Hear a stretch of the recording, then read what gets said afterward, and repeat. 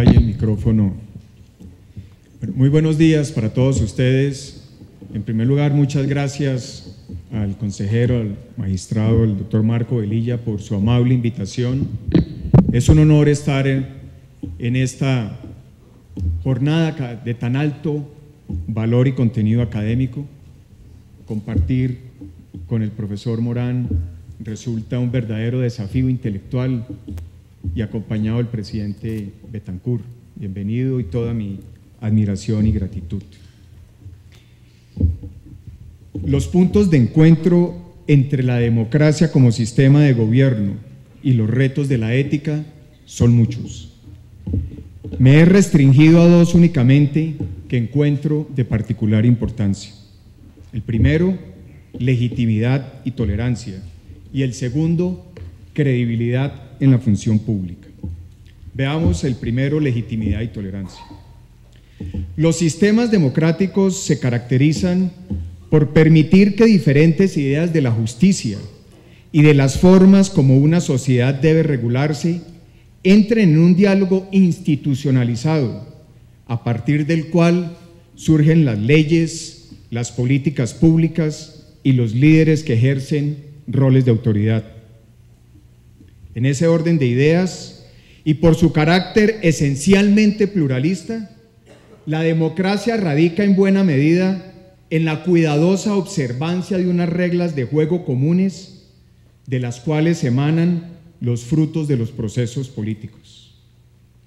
De ahí que la primacía de las reglas de juego, elecciones libres y recurrentes, procedimientos parlamentarios, control de constitucionalidad, entre otros, es la gran garantía de una verdadera democracia pluralista. Solo en la medida en que los ciudadanos estén de acuerdo sobre las reglas del proceso político, es posible sostener un diálogo diverso y a la vez estable. Por esa razón, la legitimidad democrática está profundamente asociada con los procedimientos democráticos. Y creo que esa idea es la que tiene que marcar cualquier proceso, por ejemplo, de paz, si queremos que sea exitoso para la sociedad. Este concepto de legitimidad asociada con los procedimientos democráticos tiene consecuencias éticas. Los ciudadanos en una democracia pueden y deben participar del debate político, ofreciendo sus concepciones de la justicia y del bien común a través de, por ejemplo, los partidos políticos. Pero los ciudadanos también debemos tener en cuenta, también debemos tener un acuerdo básico sobre las reglas de juego que definen cómo una visión particular de la sociedad puede, en últimas, terminar convertida en ley o en política pública. Pero a su vez, los ciudadanos en una democracia se exponen, así, a una tensión entre dos compromisos, uno personal, con la idea de la justicia que cada ciudadano tiene derecho a defender, y otro social, sobre las condiciones de la legitimidad de los procesos democráticos. La estabilidad de una sociedad democrática y pluralista, que no le exige al ciudadano abandonar sus convicciones sobre lo que constituye el bien común, exige, por lo tanto, cultivar la virtud de la tolerancia, entendida como la capacidad de aceptar como legítimas decisiones políticas que discrepen de la opinión personal, pero sean legítimas a la luz de las reglas de juego preacordadas.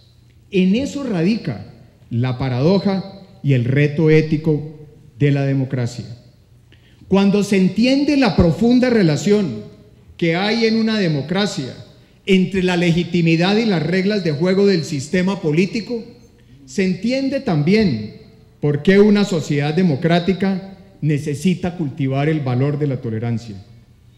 Todo ciudadano tiene derecho a defender aguerridamente su propia concepción de la justicia y el bien común, pero todo ciudadano tiene también la obligación de reconocer como legítimas las decisiones que emanan de las reglas preestablecidas.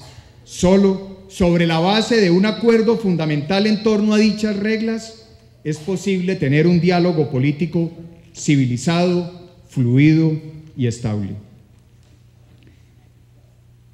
El segundo punto de encuentro entre la ética y la democracia es la credibilidad en la función pública. Las democracias suelen padecer crisis profundas de liderazgo, en parte por la erosión de la confianza ciudadana en la función pública. Si bien es cierto que buena parte de la decepción ciudadana frente al desempeño de lo político es resultado de liderazgos ineficaces, cuando no abiertamente corruptos, también es importante preguntar por qué escasean líderes políticos eficaces, honestos y capaces de recabar un respaldo popular amplio. Me aventuro a dar dos hipótesis para ampliar la discusión. Es posible que las expectativas ciudadanas no sean del todo ajustadas a la realidad de lo posible en el mundo de la política. Los políticos suelen tener en sus manos decisiones muy complejas, no siempre con respuestas obvias. Reconstruir la confianza ciudadana en los líderes políticos puede requerir una reevaluación de las expectativas ciudadanas mismas, no para reducir estándares de comportamiento ético, sino para saber qué se puede esperar de un buen líder en un régimen democrático. Y aquí el ejemplo del presidente Obama resulta muy ilustrativo.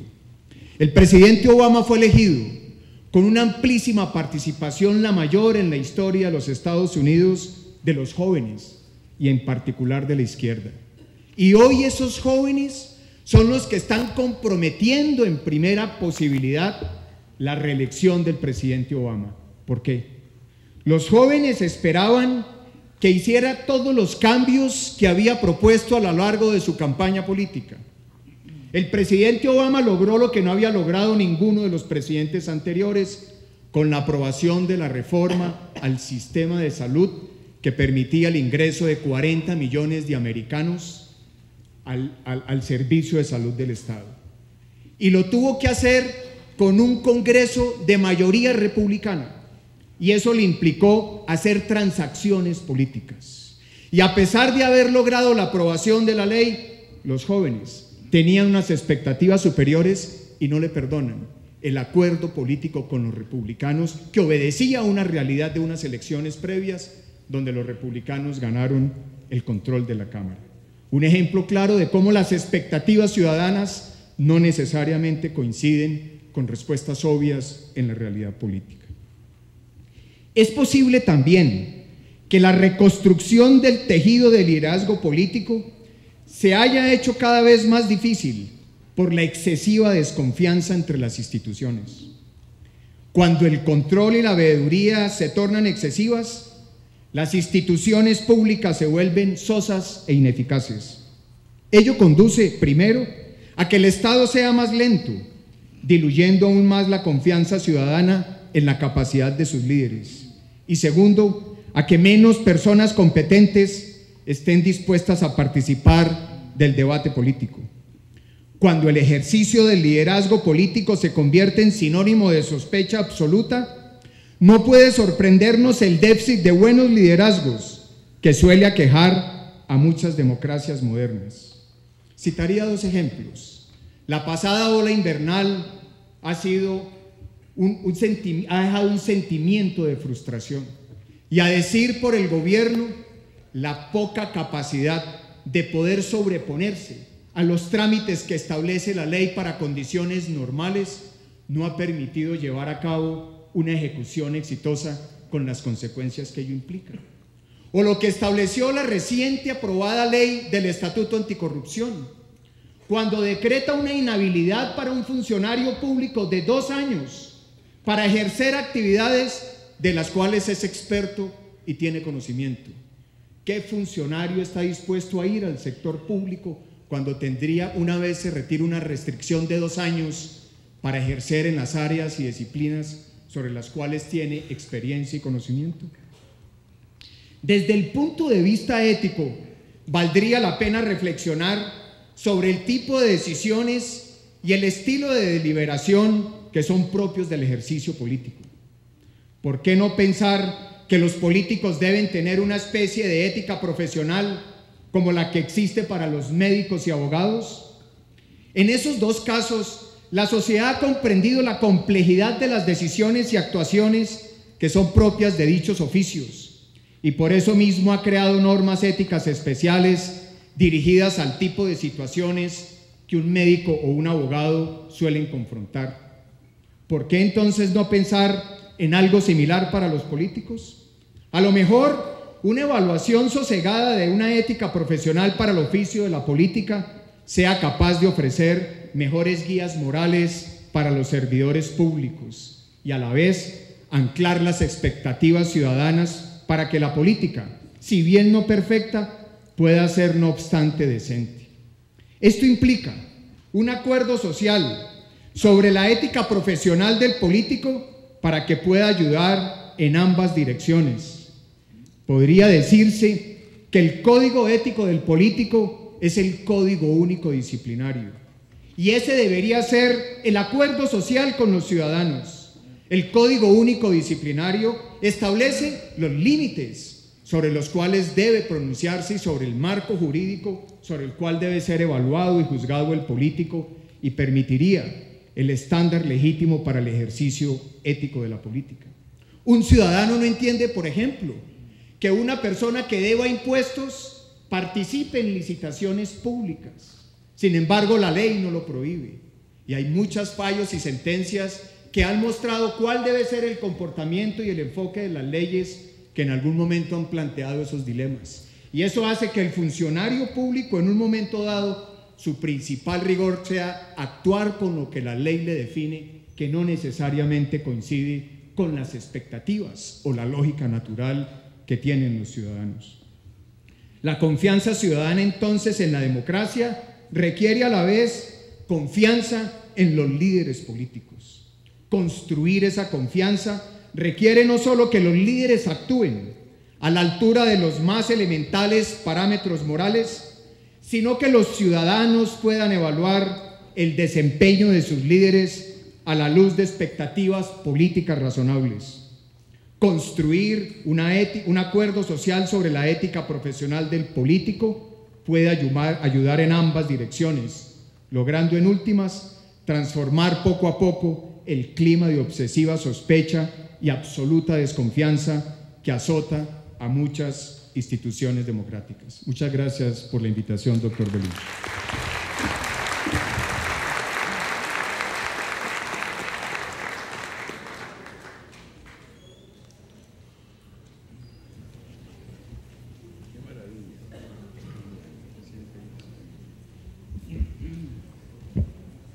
Bueno, en realidad, precisamente esta mesa pretende insistir en el por qué la ética no puede estar aislada, como estuvo muchos años, de la ciencia, de la economía y de la técnica. Por eso estamos precisamente a través de todas estas paneles, de alguna manera reiterando la necesidad y todos esos vasos comunicantes, pero todos estamos esperando en este momento la reflexión que el maestro Edgar Morán nos va a hacer con respecto a esas dos primeras exposiciones y a su propia concepción de la democracia y la ética.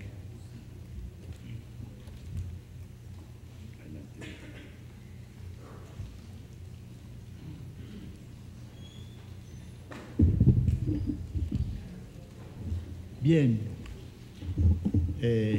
nosotros sabemos muy bien que la ética no es una cosa que se puede inocular como una vaccinación. Dar lección de ética en palabras no sirve de nada. El problema es la dificultad de la ética, que necesita no únicamente un ejemplo. Lo que da una lección de ética debe dar un ejemplo personal, pero también vemos un poco los problemas de la ética en la democracia. Para entender estos problemas, se debe ver que la democracia no es únicamente la ley de la mayoría.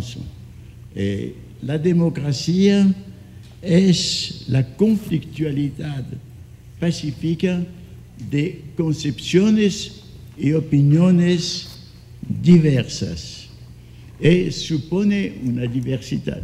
Si no hay más diversidad, hay una hegemonía. Bien. Y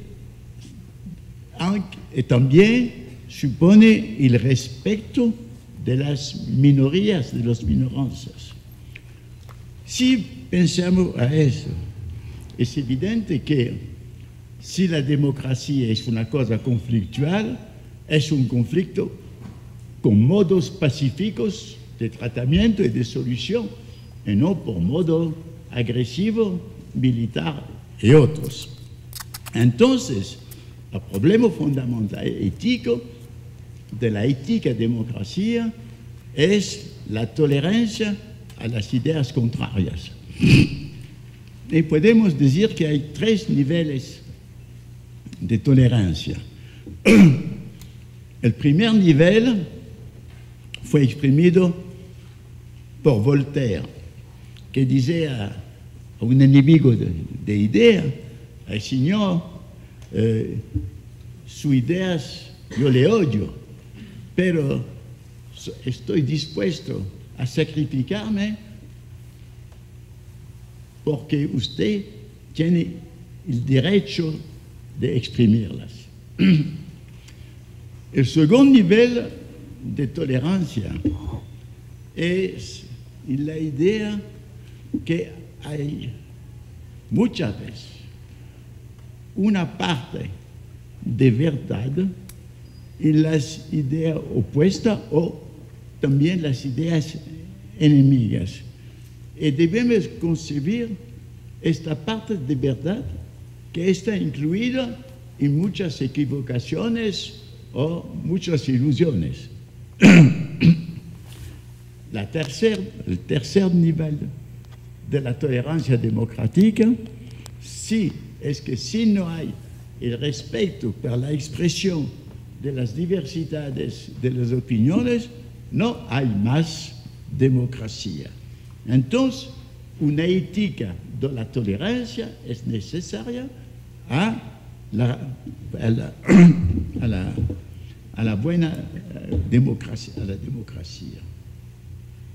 Bien, también hay la diversidad y la conflictualidad de las ideas, supone que hay pensamientos, y no sabemos que hay pensamientos, digamos, de tipo de derecho, pensamientos de tipo de izquierda, pensamientos revolucionarios, pensamientos moderados, e historia en el pensamiento político es una riqueza histórica.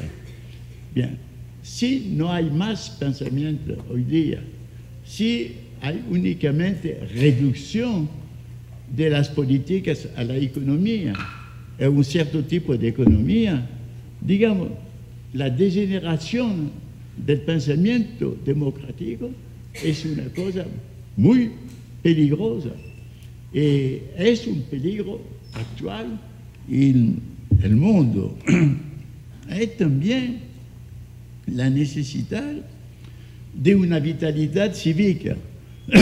Si una gran parte de los ciudadanos no se desinteresa de las elecciones, de las competiciones de ideas,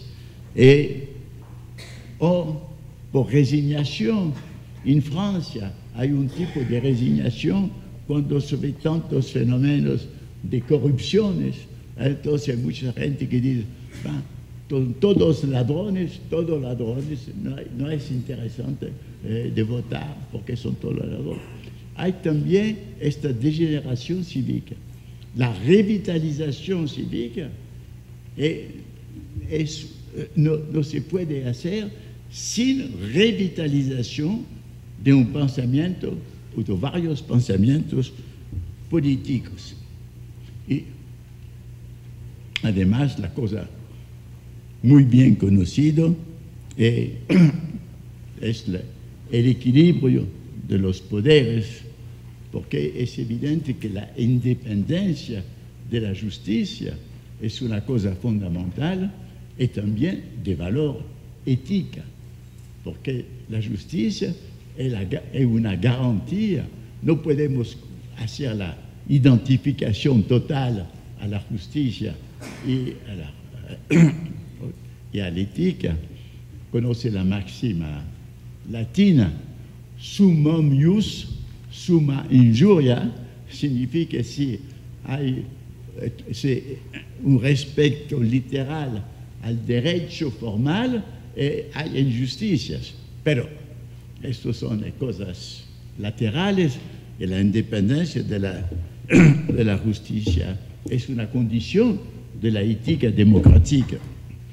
Y también la pluralidad de la prensa, que significa no únicamente libertad, porque libertad oficial, legal, pero que la prensa no está apropiado para algunos poderes económicos y que se puede exprimir todas las opiniones para dejar el juicio a escoger a los ciudadanos. Bien, la democracia es una cosa finalmente muy compleja, con muchos rasgos, pero debemos pensar a la fragilidad democrática. Usted no es únicamente que la experiencia de la América Latina en el pasado ha demostrado esta fragilidad, también la experiencia de la Europa.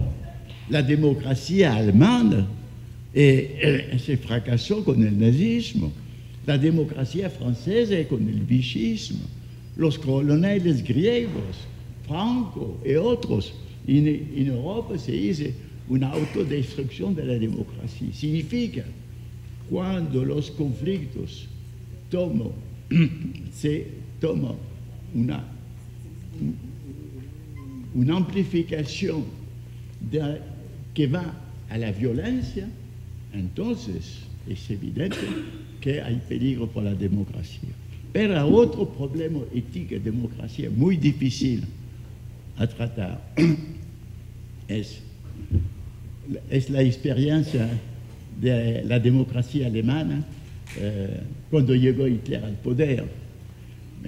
Porque una democracia debe tolerar ideas también antidemocráticas. Pero hasta qué punto si había esta tolerancia que permitió a Hitler de tomar legalmente el poder. Hay casos también muy difíciles, como hay bastantes años en Argelia. En Argelia había una dictadura de un partido y a un momento decidió de hacer elecciones. Y a las elecciones son los islamistas que ganaron.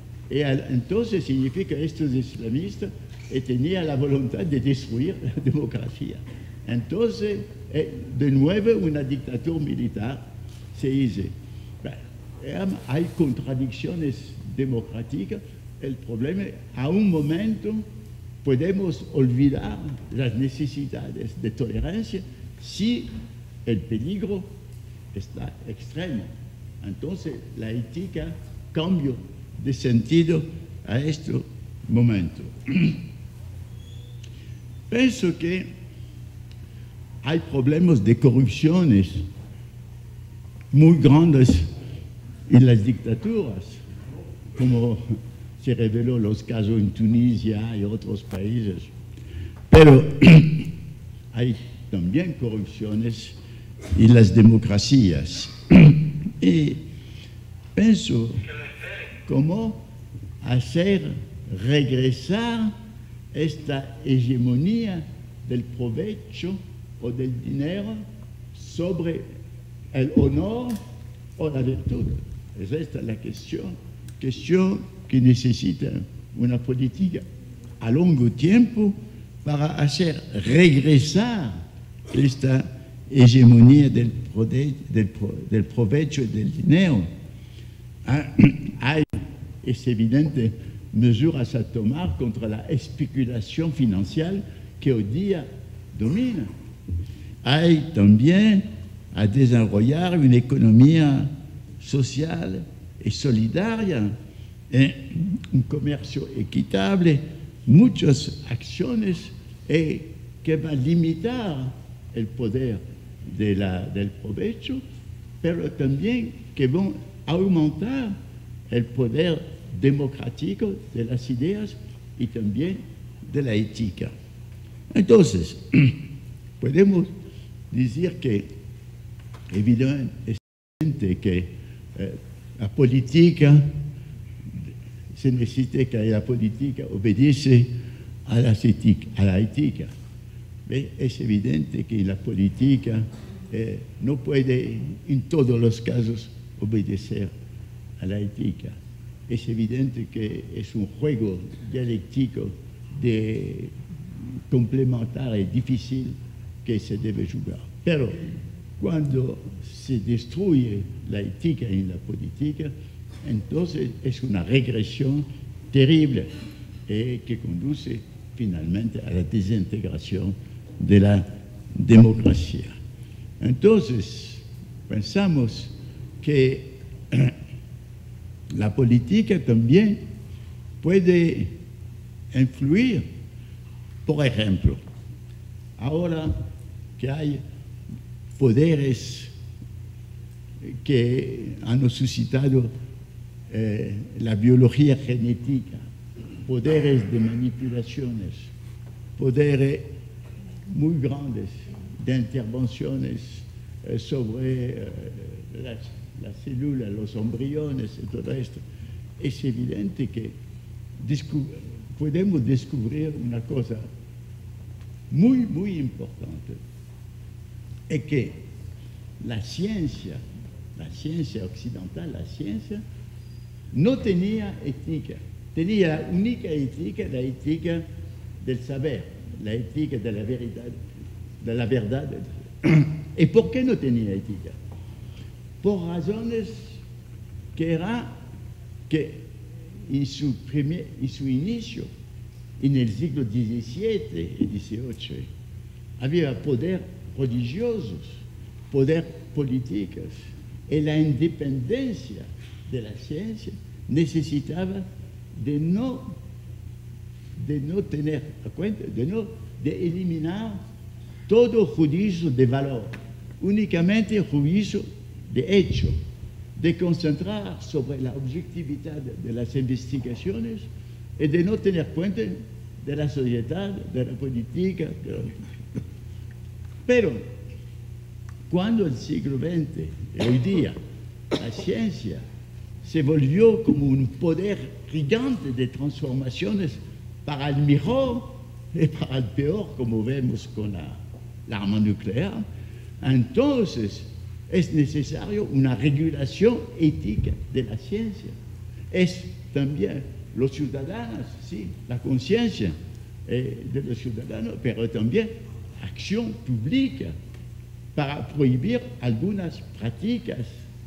Y por esta razón, nosotros vemos que en el mundo contemporáneo la necesidad de redigar de un modo más fuerte política ética se hace cada día más grande. Gracias.